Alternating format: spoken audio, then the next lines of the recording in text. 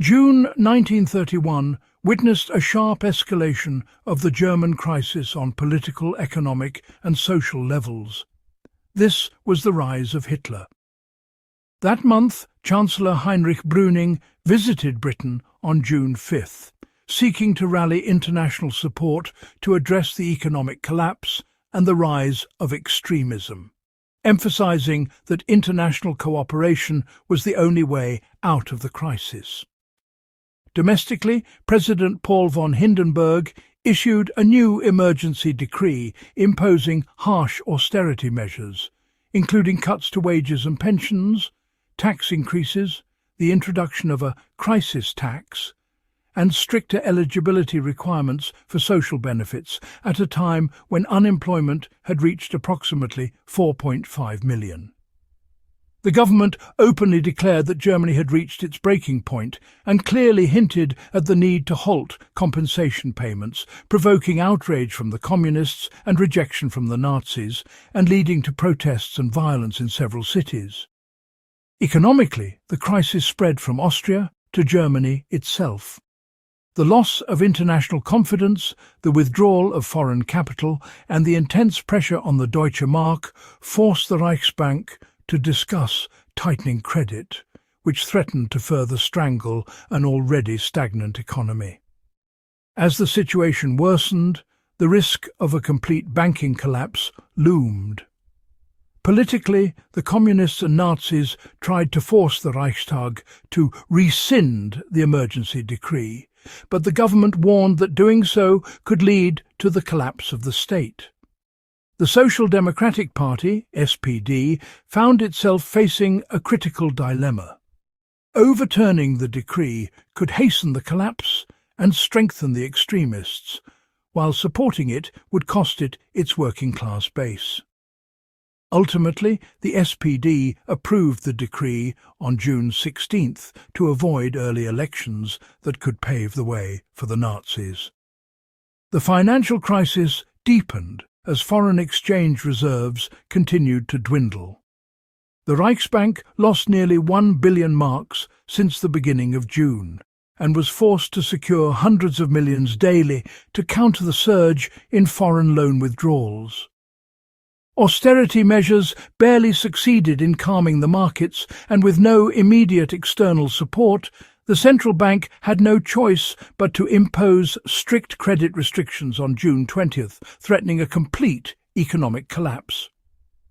Amid this perilous slide, Browning's diplomatic efforts bore fruit.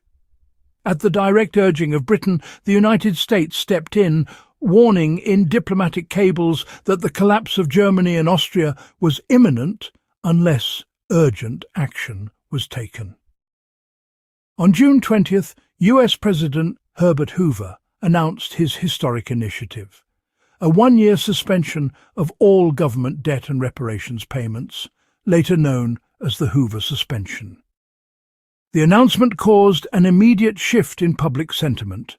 Demand for foreign currency plummeted, the German economy breathed a sigh of relief, and newspapers were filled with hopeful headlines, highlighting that the initiative came from the world's largest creditor, not a weak debtor nation, and had even been endorsed by the architects of the reparations system themselves, Dowes and Young. However, the consensus was not absolute. The Nazis and Communists downplayed the initiative, viewing it as a pragmatic move serving American interests and merely postponing, not preventing, collapse. Joseph Goebbels even admitted in his diaries that the Hoover stop was delaying a Nazi victory, revealing its direct political impact in calming public opinion and weakening the momentum of extremism. On June 23rd, Brüning addressed the nation via radio, thanking the United States but warning that the danger was not yet over. He emphasized that the final obstacle lay in France's position. Paris had expressed initial willingness to postpone war debt payments but remained deeply hesitant about suspending unconditional German reparations, leaving the future of the Hoover stop hanging between a temporary reprieve and the potential for renewed conflict.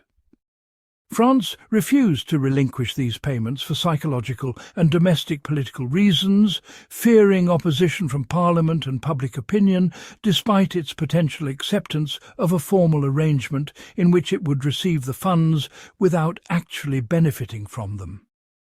The reparations were divided into conditional payments, dependent on Germany's economic performance, and unconditional payments, payable regardless of the circumstances, a condition France refused to publicly suspend.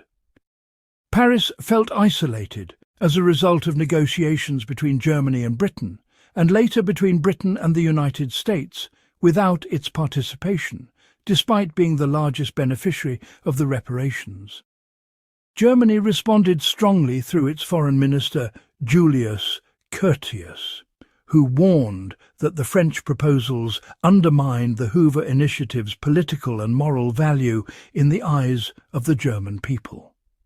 Although no final agreement was reached, a temporary settlement was proposed, which included setting a 25-year repayment period after the expiration of the Hoover Monetary Fund in July 1932. France lending Germany the unconditional payments for 1 year, to be repaid later over the same period. The major obstacle remained the dispute with the United States. France refused to guarantee the repayment of the loans to Germany after 1 year if the deficit persisted, which would effectively mean an open-ended postponement of the repayment of American debt, a condition Washington rejected. However, the mere prospect of a payment freeze temporarily stabilized Germany. Politically, the popularity of the Brüning government and the Social Democratic Party improved, while the rise of the Nazis and Communists slowed, though the future of the banks, the Austro-German customs union, and the German economy in general remained uncertain. Don't forget to subscribe. See you next time.